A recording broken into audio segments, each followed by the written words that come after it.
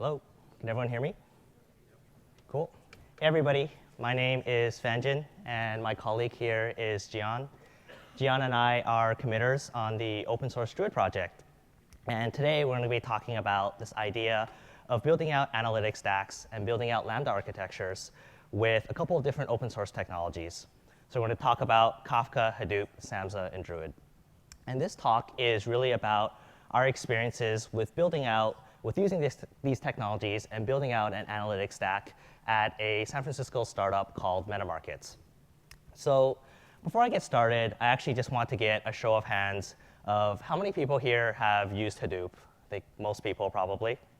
Cool. And how many people here use Kafka? Quite a bit. What about Samza? I'm guessing less. That's right. And what about Druid? Cool. Nice show of hands.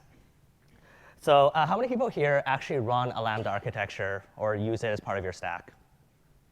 Oh, nice. And how many people are happy with the setup that you have? Oh, less. Cool. It's to be expected. OK, so this talk will cover a couple of things. It covers sort of the initial motivations and initial problems we were trying to solve, the problems around dealing with event data. And we're going to talk a little bit about the evolution of a stack that kind of came about to address the problems with event-based data, and what the architecture of that stack looks like, why we added certain pieces, what the purpose of those pieces are, and what the problems they're meant to solve. And we're going to cover a few use cases, go into some of our lessons learned, and talk about how you can try out these different technologies for yourself at home. So let's start with the problem. At MetaMarkets, we're in online advertising. We do analytics and online advertising.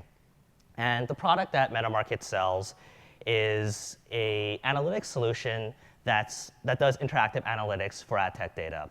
And what I mean by interactive analytics is you can slice and dice data, and visualizations update. You can filter on data. And there's a lot of interactivity. They're meant to be user-facing. So the data that we're working with is time series data. It's event data. It's data that gets generated as people view ads or click on ads. This type of data is not only found in ad tech. It's found in a lot of different verticals. It's found as part of system or application level metrics. It's found in network analysis with website traffic analysis. It's found in finance. The system that we're trying to build, we wanted it to be multi-tenant, so we wanted many users to be able to use the system at the same time to be able to analyze a lot of data concurrently. Scale is always a factor, so the system we're trying to architect is ingesting potentially hundreds of billions of events per day, over 10 terabytes of data daily, and we're issuing ad hoc analytic queries on up to trillions of events. And of course, recency is very important. You hear a lot about real-time systems, real-time analytics nowadays. And that's with the whole idea of being able to explore events as they're occurring, not hours after they've occurred. So when you're faced with a problem of trying to analyze, trying to work with a lot of data, the first solution you probably think about is just to use Hadoop, right? Let's try and use Hadoop to solve our problems. And maybe you can just put all of your data into Hadoop and then query it, and you can go home. Maybe it's that easy, and maybe it's not. So while it's true that you can kind of use a system like Hadoop, and nowadays Spark is kind of in this category as well, to do everything from event ingestion to also providing insights on top of those events. But the problem with Hadoop is it's a bit of a naive solution. MapReduce is an extremely flexible algorithm. It can handle virtually every distributed computing problem that you can think of. But the problem with MapReduce is because it's so general, it's not particularly optimized for a lot of things. In particular, it's not optimized for queries. So what a lot of organizations realized is to have faster queries, you should have some sort of query layer on top of your Hadoop stack. So you can have Hadoop for pre-processing and storage, and you put a query layer in front of that for faster queries. What kind of query layer should you use? There's a lot of different choices out there. When we were trying to build out an analytics solution, we tried to consider what types of queries we were trying to optimize for. And for us, the types of queries, they can be categorized as generally like BI-style queries. So in these types of queries, you're asking questions like, how much revenue was generated over some period of time, broken down by some demographic. In the advertising world, this is who are the top publishers by clicks over the last month. Or if you have website data, you might want to know who are the number of unique visitors that you've seen broken down by some user dimension. So in these types of queries, what you're not doing is you're not looking at the entire data set, nor are you really looking at an individual event. Most of the time, what you're doing is you're looking at some subset of your data, and a lot of your operations involve aggregates and group bys. So we actually tried a lot of different query layers. We started building out our analytics stack in 2011. And one of the first things we tried was relational databases. Relational databases have been around forever. They solve all problems, maybe. For analytics, we tried Postgres initially. And we had a lot of problems with scaling Postgres up to a certain volume of data. When you're trying to do interactive analytics, very low latency queries, the relational model kind of falls apart. The next class of systems that we tried were key value stores. So we experimented a lot with HBase a few years ago. And within this class of databases, Cassandra can kind of fit in here. HBase is pretty popular. There's a million different commercial databases which are key value stores. When you try and do analytics with key value stores, most of the time you get into this idea of pre-computation. So try and pre-compute out all the queries you think your user is going to make. And of course, if you pre-compute out a query and then you try and get a query for that answer, results tend to be very fast. The problem with pre-computation is as you start having more columns of data, your result size, the total number of queries that users can make, can very quickly explode in volume. And the time it takes to pre-compute out all the queries you think your users will make can also take a very long time. So when we were experimenting with HBase, we faced both of these issues. And we realized that pre-computation for analytics, it's not really the right way to go. We looked at a lot of different commercial databases as well. There's a lot of databases out there nowadays for analytics. There's like Vertica, and there's Redshift, and there's many others. For us, when we were at a startup, what we decided was we looked at the features that the commercial databases offered. We looked at the price points. And what we found that there wasn't really a solution that was offering the sort of interactive analytics that we needed at scale for a price point that we were pretty comfortable with. And as engineers, we just tended to prefer open source. We like being able to look at the code. We like being able to fix bugs and modify the code if we need to. We like being able to customize the solutions for our use case, because it's very rare that you have a solution that's exactly perfect for what you want to do. So in 2011, we actually started building out Druid as the query layer to do interactive analytics. Druid started in 2011. It was open sourced at the end of 2012. And Druid was kind of built from the ground up in order to do low latency ingestion and also ad hoc aggregations. So Druid can do exploration and queries on data as it's occurring, on events as they're occurring, and also explore data like years into the past. So over the last little while, since we've open sourced Druid, it's been getting a lot more contributions from the community. We're at about 100 contributors now. And Druid is used in a bunch of different organizations, some very large and some very small, and sort of everything in between. At MetaMarkets, our production Druid cluster looks something like this. We, right now, ingest about 500,000 events per second on average. It peaks at about 1 million events per second. And our ingestion latencies are about 10 to 100,000 events per second per core. There's a pretty big range there because ingestion latencies tend to be affected by the complexity of data. The production cluster at MetaMarkets, it holds about 100 or so petabytes of raw data now. We do a lot of roll-up and compression, and it gets down to about 500 terabytes of Druid data. There, when we issue queries, we get responses, like ad hoc queries. Responses are usually about 500 milliseconds on average. and 90% of the query is complete in less than a second. All the stats I'm showing can be a lot better if we want to spend more money, but we were pretty happy with these results for the amount of money we were spending. I'm going to go into a little bit of detail about what Druid does with data and why it's particularly good for analytics. And this hopefully will clarify why we chose to use it as our query layer. If you look at the example above, we have some raw data. And this data is pretty common in online advertising. There's a timestamp column, which is on the left here. There's a bunch of dimension or attribute columns, like the publisher of an ad, the advertiser, the gender and country of a person clicking on the ad. There's a couple of different metrics, like whether an ad was clicked and a bid price for an ad. One of the ways that we try and reduce the amount of raw data we have to store is we roll up the data. And roll up is this process where you truncate timestamps. So we lose information about exactly when an event occurs, so we truncate the timestamp. We do a group by over the string columns or dimensions. So when dimension values are the same, several different rows can kind of collapse together. And we aggregate the metric columns. So there ends up being a lot less data you actually have to store. In practice, when you roll up your data, you end up storing 40 times less data than if you just stored your raw data.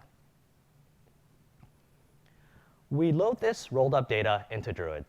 And what Druid does with the data is it makes some assumptions about the data. You need a timestamp column, and Druid is able to do some things to make it very fast to scan time series data. One of the things it does is it shards the data by time. And in this example, we have data that kind of spans 2 hours.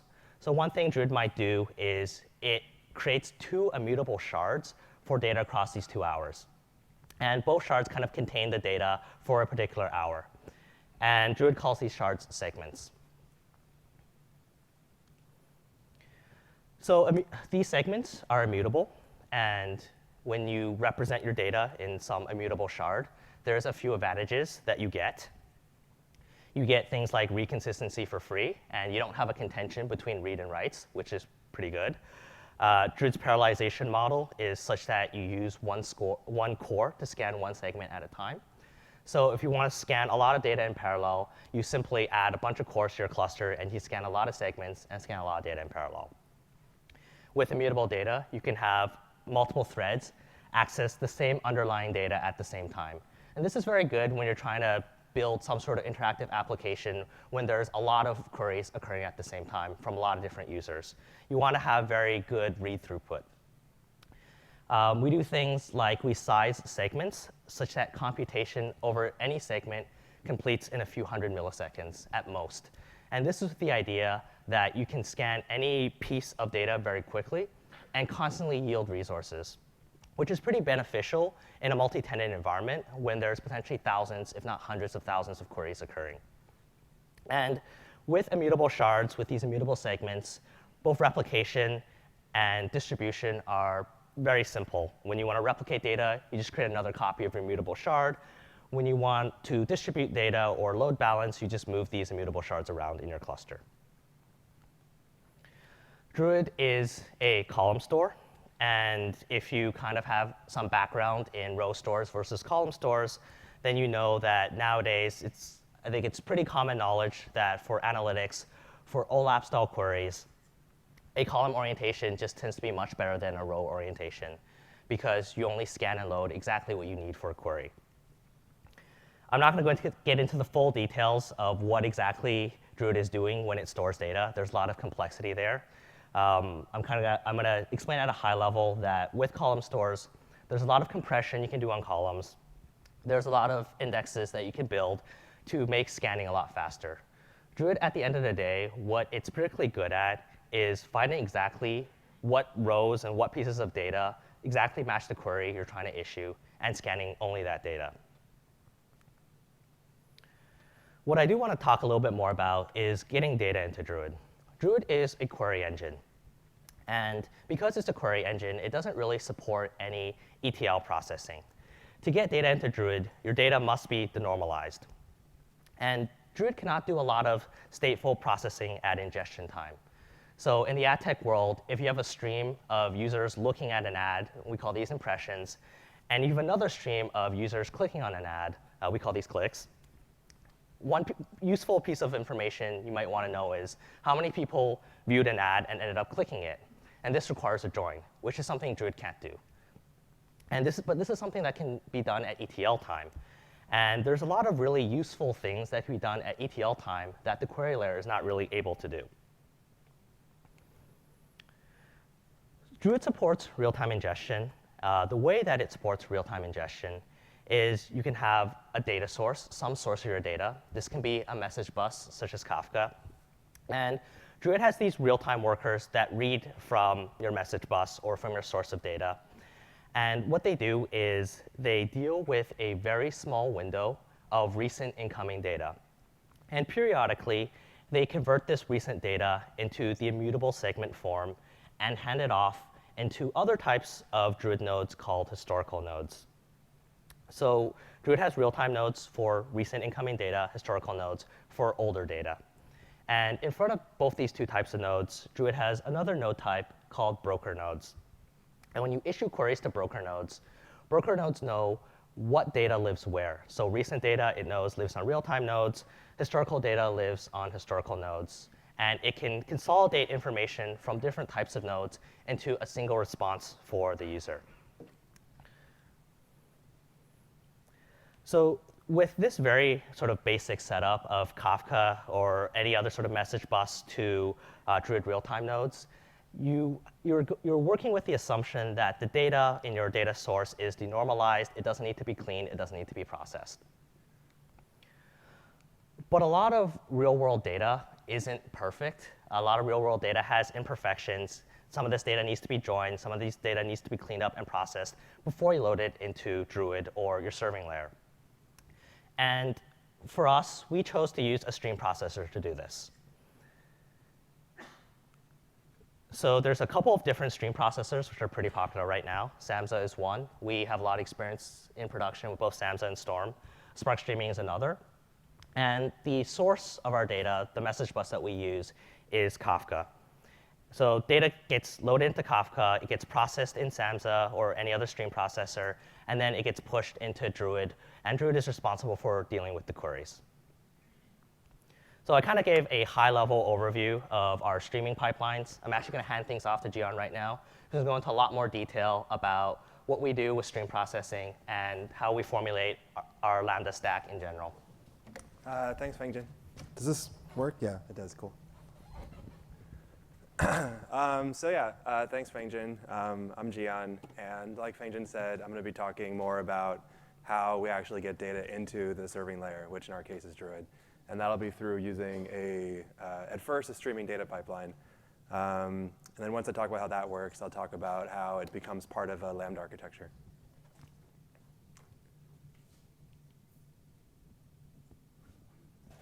Wait. Which one goes forwards? Oh, wrong way. Sorry, guys. Man, so dumb. You can still believe what I say, though. So the example I want to use is surprise. We do online advertising at Meta Markets, so an online advertising example. In any sort of data integration pipeline, which is really what we're trying to build, you end up having some input data and some output data. And the input data may be messy. It may have multiple feeds. You may have data of different kinds. In the output, at least if you're writing into something like Druid, but many other data stores are similar, you want a single feed that's denormalized and flat and just has what you need in the data store. So in order to do this data integration, we're going to take the data through a series of steps. The first step is we're going to join impressions with clicks so we can tell which impressions were clicked on. The second step is we're going to do what we call looking up, which is taking IDs and mapping them to names. Is yours on? No. And we're also going to do other things like geocoding. So taking the IP address and extracting things like country and city and other sorts of manipulations, maybe looking at the user agent or stuff of that nature. So before we build the pipeline, what we have is we have Druid on one side where we want our data. And then on the other side, we have Kafka where we have our data. We have two topics, impressions and clicks. And I want to look a little bit at the data that's in these topics. So the impression click topics, they're both partitioned. In Kafka, all topics are partitioned, and each partition has a number. So we use random partitioning to partition data into these impression click topics. The reason for that being that it balances load very well to use random partitioning, and it also has better uptime if you have potentially brokers going down. Any partitions that are unavailable just get ignored. So the downside of random partitioning is that impressions and clicks with the same key, with the same impression ID, may be in different topics, and we actually need to join those two together. And with the way Samza works, and the way that all Kafka consumers work in general, is that things from the same partition will go to the same worker, that's guaranteed, and things from different partitions may or may not go to the same worker. So we need to get those two things in the same partition. The way we do that is with a Samza job that does a shuffle. This is a lot like the shuffle phase in a MapReduce, and Samza is actually very similar to Hadoop MapReduce in a lot of ways. It's not identical, so in Hadoop you have a mapper that takes input and makes keys and values out of it. You shuffle that to a reducer, and the reducer produces some output for each key. In Samza, you have a single job that takes inputs with keys and values and makes outputs with keys and values. And those output keys and values may go in different partitions. So it sort of behaves more like a shuffle. So what this shuffle job does is it writes to a single shuffled topic.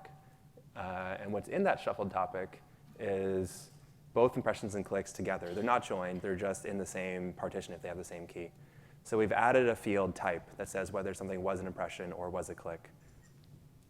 So you can see that those two highlighted objects that used to be in different topics or different partitions and different topics are now in the same partition of the same topic. The next job after that is a join job. So this job will actually join those two things that are together in the same partition and need to be joined.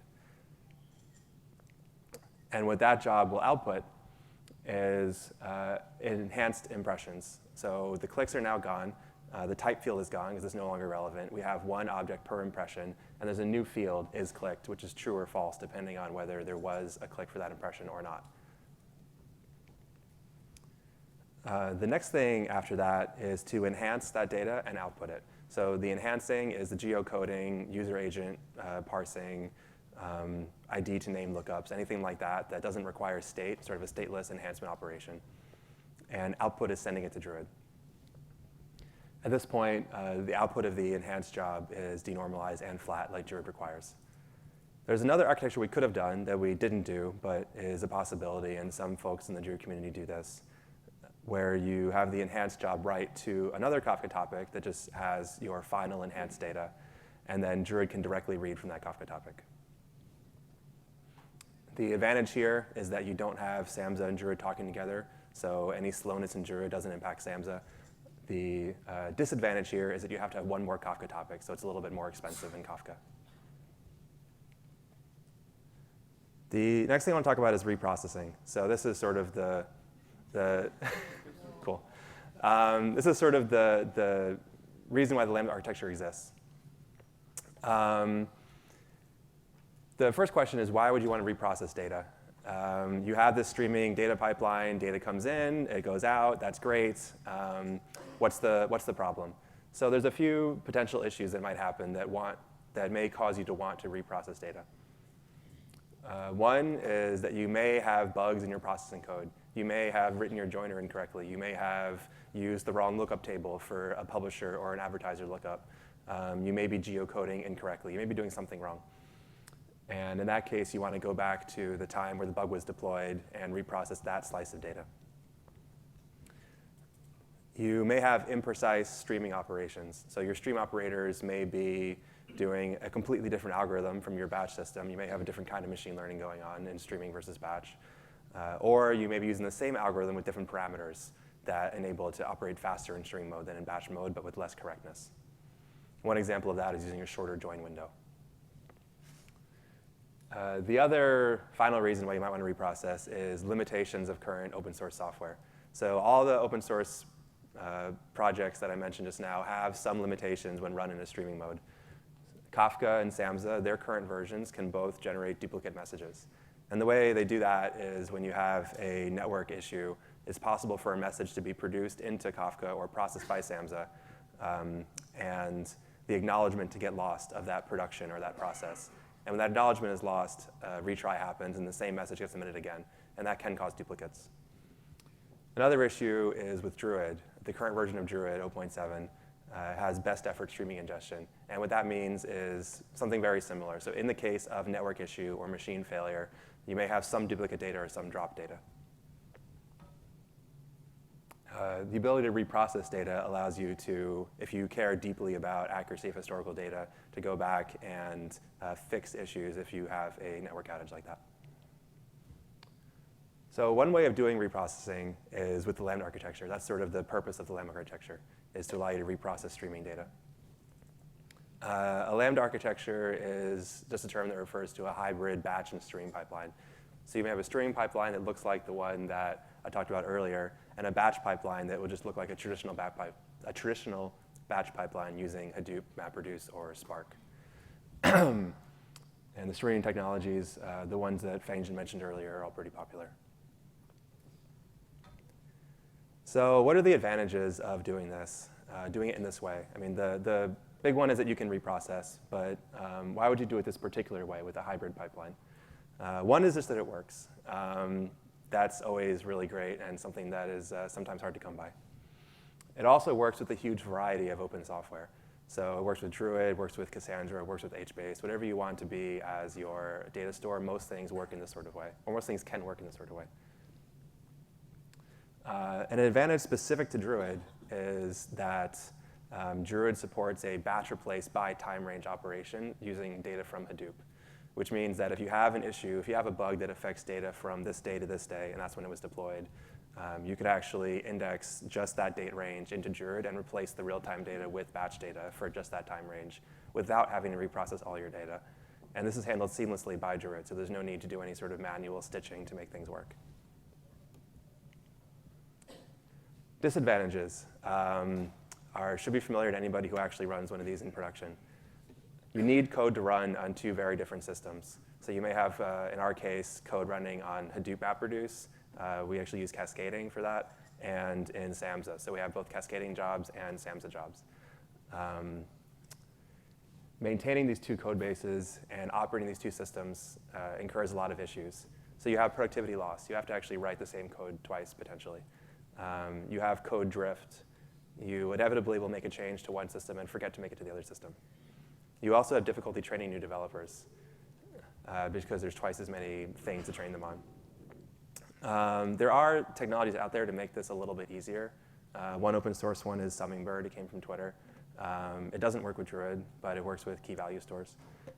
One that we developed in-house at MetaMarkets, it's not open source, is something that's sort of specific to the pipelines that we do. And we write the code once, and it runs on two systems. And a few other companies have done things like that.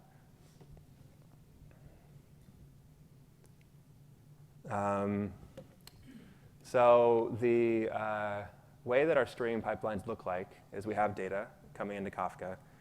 That data is processed by a Samza job, which works by reading data from Kafka, writing it back, and then there's a sequence of Samza jobs that do that.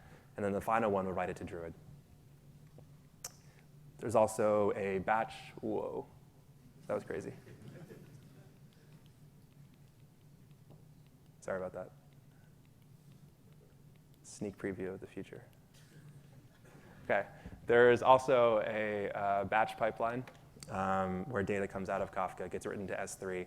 In our case, we run on AWS, and then it's processed by Hadoop and loaded into Druid using the Hadoop indexer. And together, they look like this. And as I said, in our world, the same code runs on both sides, although you may have different code running on different sides if you're not using one of those frameworks that allows for that. I'm going to get back to the Lambda architecture in a bit, but I want to do a brief digression into an alternative that's kind of interesting that we don't use called the Kappa architecture. It's a pure streaming architecture that was written about by the Kafka folks last summer. It works by reprocessing the entire input stream using a streaming system. So you don't have the feature where you can reprocess specific time slices like we do with a batch system. You have to reprocess the entire stream, but you have the advantage that there's no need to either develop a framework to run the same thing on two systems or to write two different code bases, which is kind of nice. One sort of less nice thing about it is that it doesn't overcome the limitations in the streaming stacks. So the issues where you may have duplicate data or you may have best effort ingestion is not overcome. I don't have much experience with this. I just wanted to include it because I thought it was a really interesting idea. If you're interested in reading more about it, the original article that introduced it is at that link. OK, so getting back to the Lambda architectures, I want to talk a bit about operations of the Lambda architecture and how we manage two systems in production in a way that does not want to make us kill ourselves.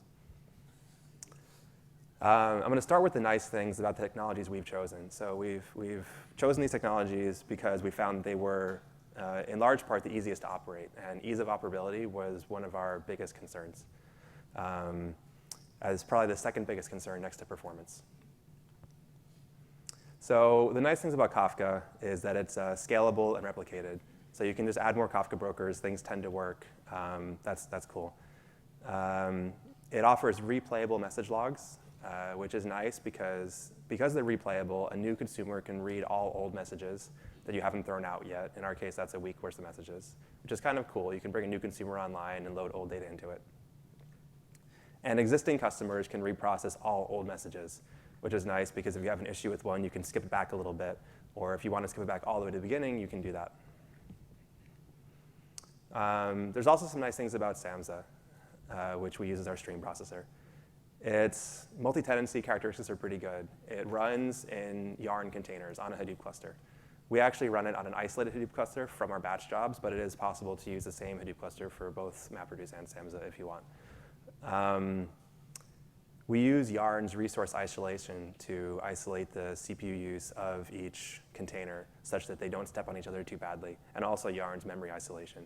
The nice thing about that is that you can have one job where its containers are slow or failing or using more resources than you'd expect, and it does not impact other jobs. Samza also has pretty good visibility. The fact that you have these multi-stage jobs, you have a lot of metrics per stage, it's really easy to pinpoint where in your pipeline there is a performance issue if you have one. It's also really easy to see what you need to scale up or what you need to tune. And in a last resort situation, you can always look at the message queue in Kafka if you're trying to debug some issue. And you can see this Samza job is reading this and writing this. And because it's all in Kafka topics and not just messages flying around between nodes, it's actually very easy to inspect. The final thing is state is very simple if you choose to implement your own state. You don't have to, but if you do, Samza's got a lot of nice things built into it, where state logging and state restoring of a container is handled for you. And the programming model is single-threaded, which is always nice. Druid also has some nice things that makes it work well in this kind of architecture. As Fangjin mentioned, ingestion is very fast, queries are very fast, which is really the main reason we're using Druid. The other nice feature is that you can seamlessly merge stream ingested and batch ingested data as far as results. So the Druid broker knows it can look for recent data on the real-time nodes, historical data on the historical nodes, and you don't have to write some sort of query routing system to route between a streaming system and a batch system like you do in other sorts of Lambda architecture deployments. And the last feature that I mentioned earlier is that batch loads can replace streaming loads. So there's no need to do manual stitching. You can just re-index a particular time range using Hadoop, and it'll replace the streaming ingested data. And finally, nice things about Hadoop. It's just solid. It's been on for a while. It's the most mature of all these technologies. And it's a really good thing to use for your reprocessing pipeline because it's reliable and you can trust it. It's just slow, which is why we have the streaming pipeline. The other nice thing about it is if you're storing data on S3 or HDFS, you can partition your data by time range and reprocess by time range. It makes it really easy. So at MetaMarkets, we partition data by hour. So if we want to reindex all data for a particular day, we know there's 24 directories in S3, and if we reindex those files, we'll get all the data for that day. The last thing I want to talk about is for operations is monitoring. So monitoring and metrics are really important in any sort of distributed system, especially when you have 4 of them running together to accomplish a goal, like we do in this case. So here's some things that we found useful to monitor and keep metrics on. For Kafka, first one is partition availability. There's a metric in Kafka called under-replicated partitions. You want that to be 0. If it's anything more than 0, it's usually indicative of either a total broker outage or a partial outage caused by resource constraints. The second thing is the Kafka log cleaner. The Kafka log cleaner is a process in Kafka that compacts key value topics that are used by Samza for state management. And the log cleaner is getting better than it has been in the past, but it's been buggy in the past, and it's still a little bit buggy, and it pays to keep an eye on it to make sure it's actually working. For Samza, the consumer offsets are sort of the big thing you want to monitor. They tell you whether a Samza job is caught up to current head of Kafka topic or not. For Druid, you want to monitor the processing rate of Druid ingestion, so how many messages are being processed by your real-time nodes, and also the drop rate, which you want to be 0. The last thing you monitor for Druid is the query latency. If it ever spikes up, you know your users are going to have some sort of performance problem, which is kind of what really matters in this whole situation is what is the user experience. And if the query latency does pop up, Druid emits some metrics that let you sort of trace which queries are being slow and figure out why and hopefully fix that. And the last thing is the sort of generic metrics that are useful for all systems: CPU, network, disk. You don't want your disk to fill up. You don't want to peg your NICs. You don't want to peg your CPUs. And because it's a data pipeline, event counts at various stages are useful. You want to look at events coming into Kafka, events being processed by all your Samza jobs, and events present in Druid. You want them all to be the same. And if they're not, you can look into why that's the case. It's actually a really good way to find bugs in your processing logic. The last monitoring-related thing is some examples of the tools that we use, screenshots of the tools that we use to look at metrics of our streaming data pipelines.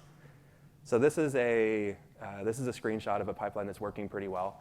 You can see that events in, messages in, bytes in, events out are all looking kind of normal. They're kind of just doing their thing. The Kafka offset delta is that consumer offset for the Samza jobs. It spikes up a little bit every once in a while, but it generally goes back down to 0, which is what you want to see. The entry lag is the flip side of that. It's like that, but instead of bytes, it's in time. And it's whatever 0.11 minutes is, which seems pretty good to me. And the final thing, the Druid success rate, is how many messages actually make it to Druid. So none of them have been dropped. It's 100%. That's good. This is one that's less good. You can see that the Kafka offset delta is starting to climb. The entry lag is climbing, and the Druid success rate is dropping. The average over this time period is 99%, but you can see some pretty serious dips down to what looks like 40 or 50% for a couple of minutes. You can also see that the events in, messages in, those throughput metrics are flatlining. So this is really indicative of a pipeline that needs more resources. So if we saw this in production, we would react to that by adding more Yarn containers to this job. So the last thing that I want to talk about in general is that you can try this at home. Everything here is open source. The cornerstones of this stack, the 4 distributed systems that make it up, are Druid, Samza, Kafka, and Hadoop. Information is available at these websites. Some of them have Twitters, too. The glue between them is thankfully also open source. I think anybody that's worked with open source technologies knows that getting them to work together can be as hard as setting them up in the first place. So in this case, to get from Kafka to some sort of deep storage, you have Camus, which is open source that goes from Kafka to HDFS. You also have Ccore, which goes from Kafka to S3. To get from Hadoop to Druid, Druid comes with a Hadoop indexer. And to get from Samza to Druid, there's a Druid affiliated project called Tranquility that can handle that. Earlier I mentioned alternative architecture, where Samza just writes directly back to Kafka, and Druid reads from Kafka. If you want to do that, Druid also comes with a Kafka 8 module that can read from Kafka 8. So the takeaways that I hope you get from this are that you should consider Kafka for making your streams available. It looked like from the show of hands earlier, a lot of people are doing that, so that's cool. Consider Samza if you want to do streaming data integration, so the joining, the enhancing, stuff like that. Consider Druid if you want to do interactive exploration of streams, so the stuff Fangjin was talking about, sort of slice and dice, business intelligence type analytics on streams. Metrics, really important for operating any distributed system. Make sure you have good monitoring and metrics in place. And if you're interested in historical data, you should really consider having a reprocessing strategy, and that might involve Hadoop. Thanks, everybody.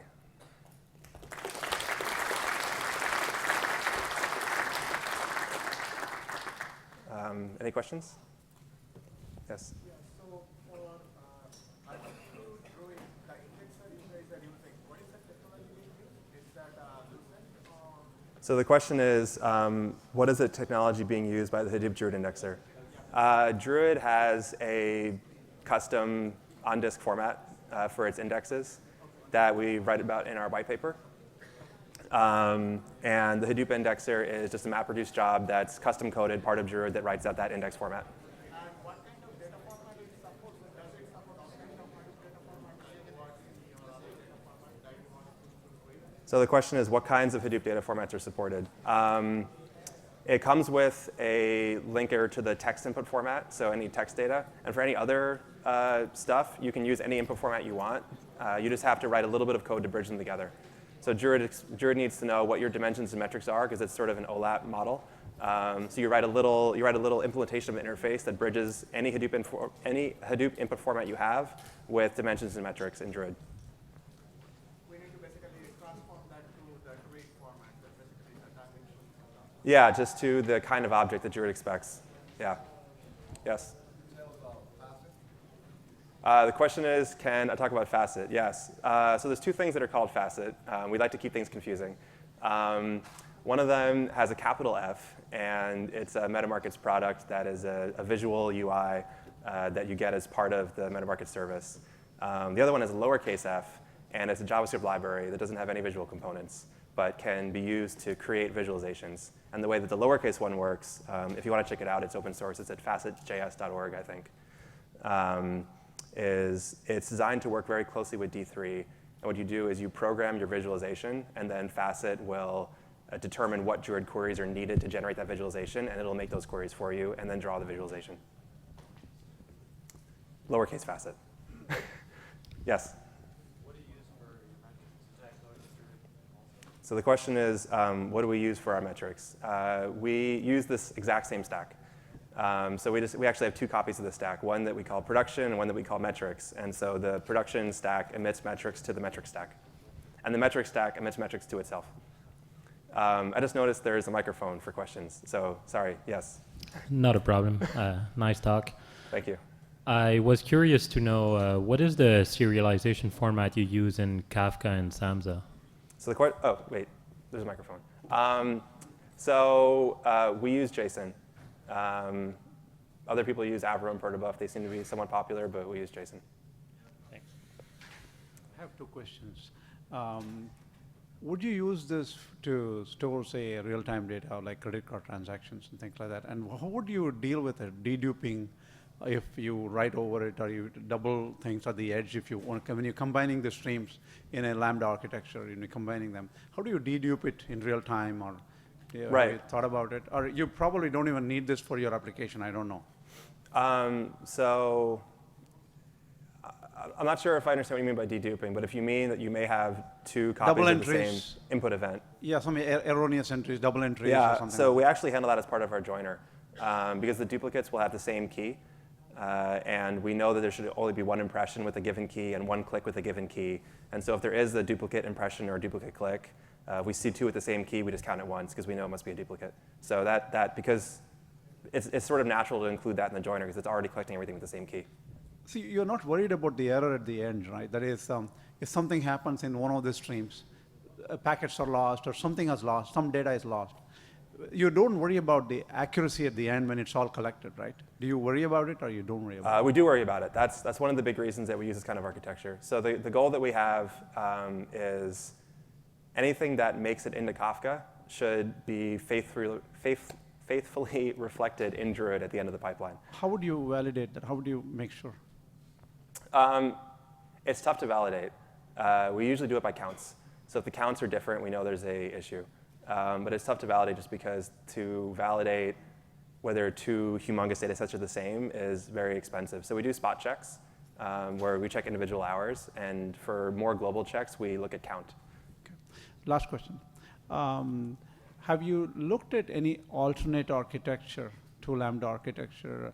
Or you didn't want to spend much time on it, or maybe they're later? What's the reason? Anything like that? You said that Kafka you haven't worked on it, but did you do some analysis before that to do what architecture to go for or anything like that? So yes, the only other thing we really considered, well, the only two things we really considered were streaming only and batch only. The batch only one, we actually used it first because it was simple and it was easier to develop with limited resources we had as a pretty young startup. But eventually went to the Lambda architectures because we needed a real-time component of some kind.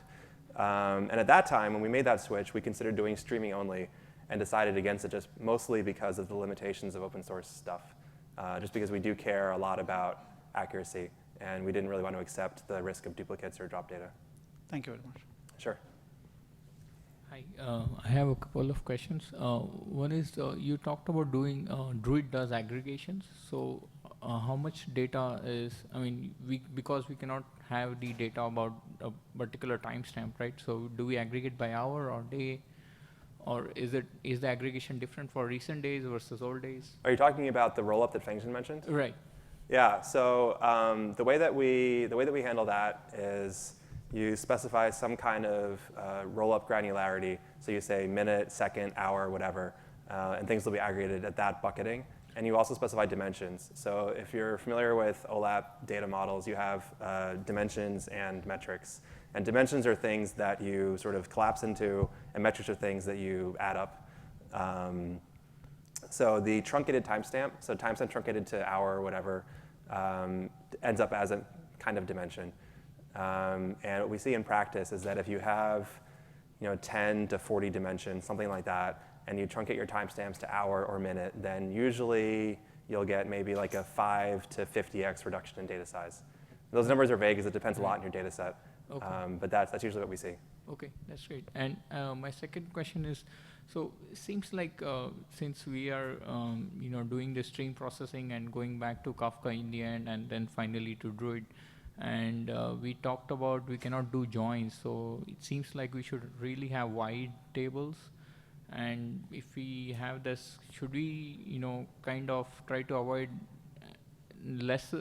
have kind of less number of Druid pipelines and like have really wide tables like 500 columns or 1,000 columns so that they can solve all of our queries in one go, and we just have a couple of or 3 Druid pipelines or something like that? Yeah, it depends a lot on your data and your use cases. So I think the biggest thing to think about there is if you are, so having one big data source in Druid, one big table, will make ingestion simpler. So you'll have fewer Samza jobs, fewer Kafka topics, Right. the ETL will be simpler. So And that's you good. also have columnar, right? Columnar Yeah, storage. we do. Right. So there's not really a huge performance hit there. The disadvantage of putting everything in a giant data source is if you never query, if there's a set of columns here and a set of columns here that you never query together, they don't need to be in the same data source. And the disadvantage potentially of putting them in the same one is you'll get worse rollup. So it's possible that your rollup will be, if you have 1,000 wide table, you might just get 1-to-1 rollups. You may have just one event per Druid row. And it's possible that if you split it up into 10 tables, each one might get 100-to-1 rollup, Right. meaning that overall it'll be 10-to-1 and you'll save space. So the rollup issues may make it worth splitting it, and that'll depend a lot on your data. Right. Okay. So something like the fact tables that you have, right? The impressions and clicks. Probably many pipelines would fork off of there. One pipeline will, how many Druid pipelines do you have? Yeah. So usually what we do at MetaMarkets is we have two. One. So I just for simplicity I only included one, but we usually have one that's sort of an auction-oriented view, and one that's sort of a bid-oriented view. In the RTB world, where you have like auctions that may have many bids. And there is a SQL head on Druid. Sorry? Is there a SQL head on Druid that to query data? I guess that's You mean like a select star. to pull like all data out of it? Yeah. Let's say I want to analyze data for yesterday. Like, can I just Right. say select? It's possible, but that's not really what Druid's designed for. So it can be done, but if that's mostly what you're doing, then it may not make sense to use So to Druid query for that. data in Druid, we have to write some Java job or some Java code. Or So it works best when you are doing aggregation queries. So Druid is designed to be used. So I guess there's two ways you can use a data store like Druid. You can either pull out a big, so you may have like 10 terabytes in the data store, and you can pull out like 100 megabytes or a gigabyte and then put it in RAM somewhere and like slice and dice it there. And that's kind of what Tableau does. Or you can, for every visualization, you can make a separate Druid query and just pull out, instead of like 100 megabytes or gigabyte at once, you pull out like 1 megabyte at once or 100 kilobytes at once. And Druid's really designed with that second use case in mind.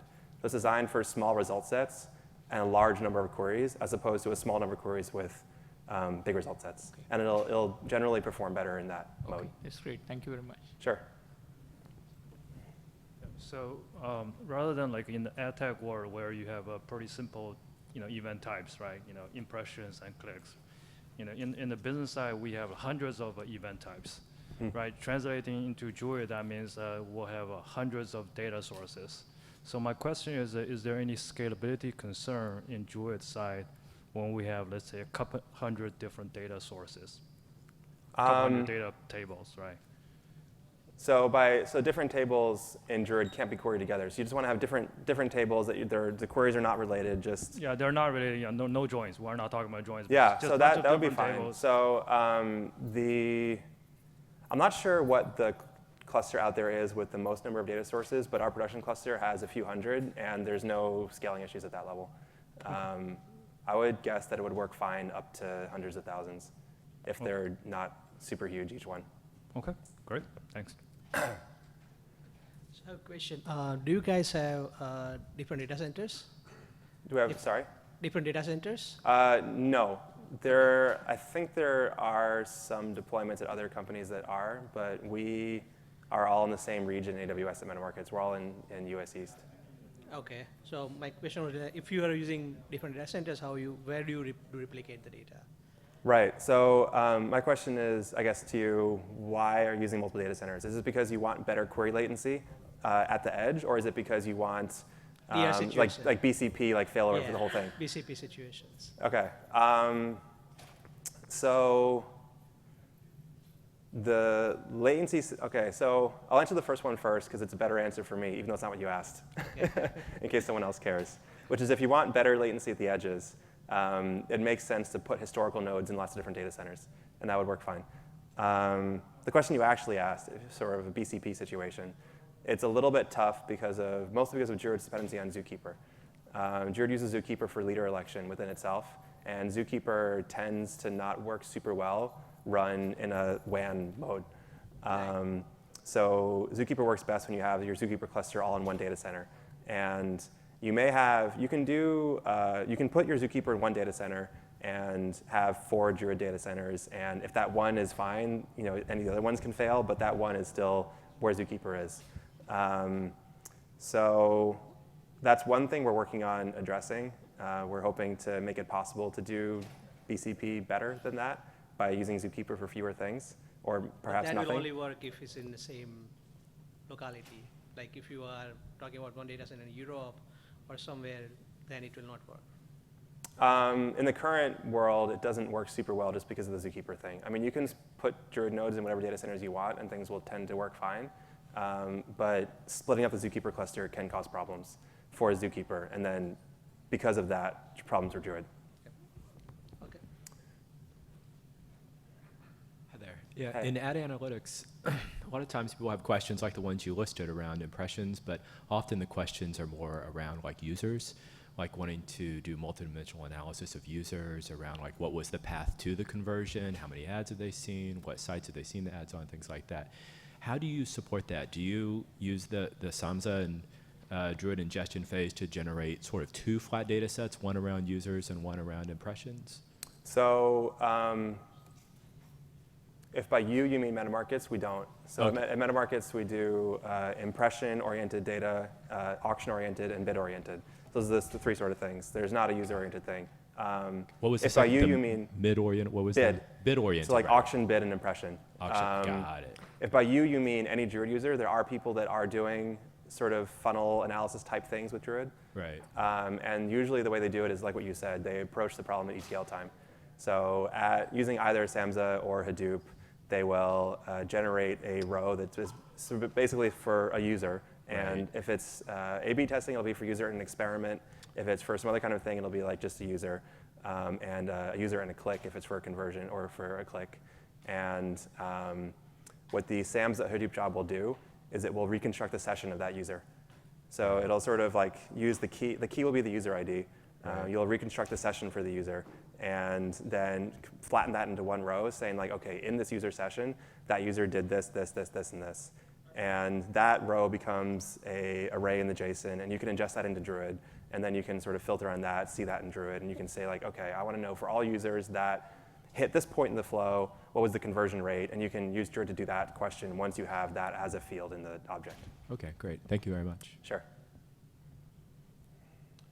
Hi. Since you said you're on AWS, did you consider Kinesis at all when you chose Kafka? No, it didn't exist at the time. Oh, OK.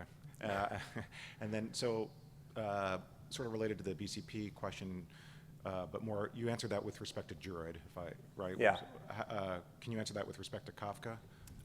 Yes. So Kafka also uses Zookeeper. Right. So it has sort of the same issues.